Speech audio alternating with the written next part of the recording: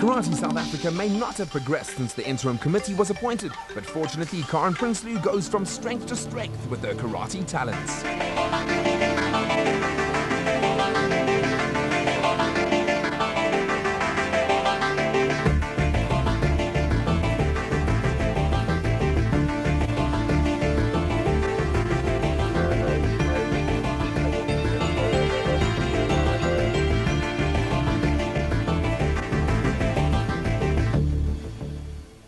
I was born in Klerksdorp, and when I was about 3-4 years old we moved to Heidelberg in Transvaal, and I went to school in Heidelberg, and I also started karate there in 1982, giving away my age, yeah.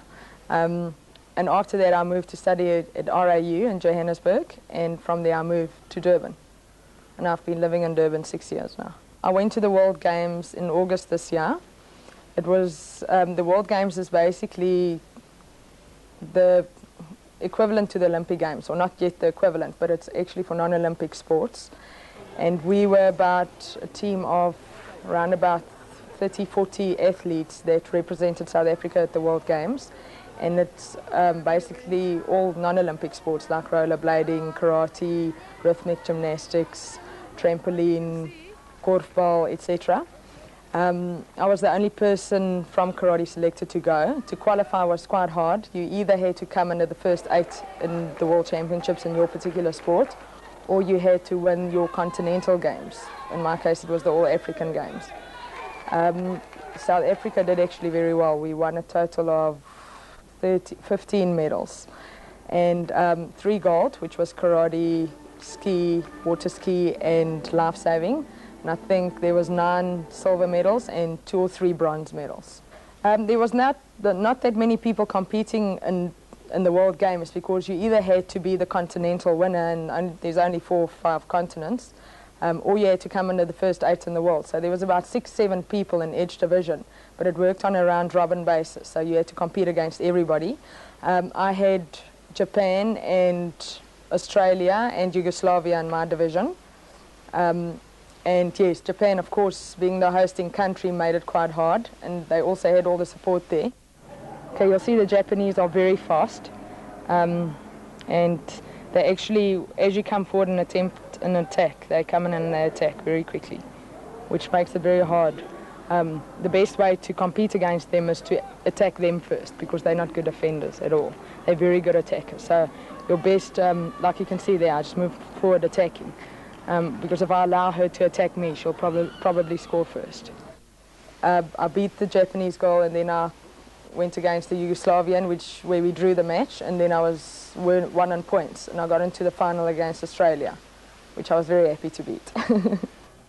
So moving around, trying to get out the way, and I got a warning there for moving around too much or running.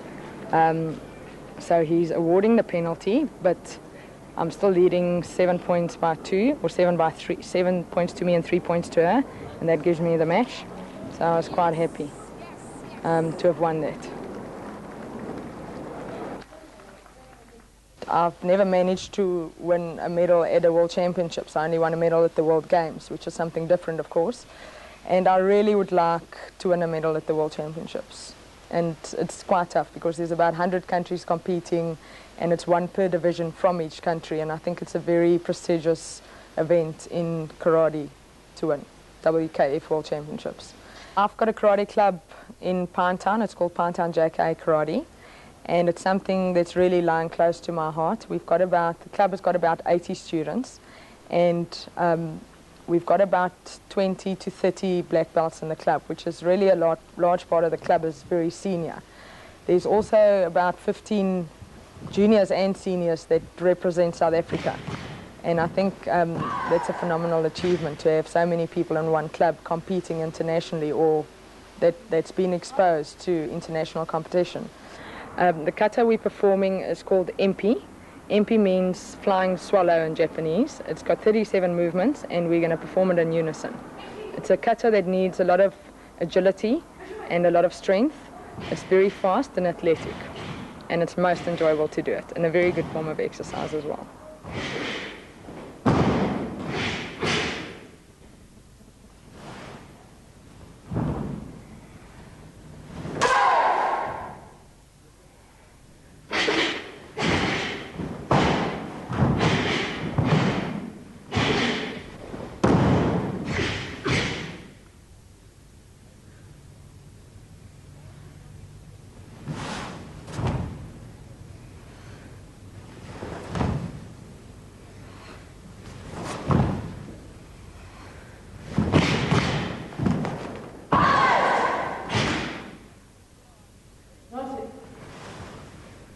And yeah, right.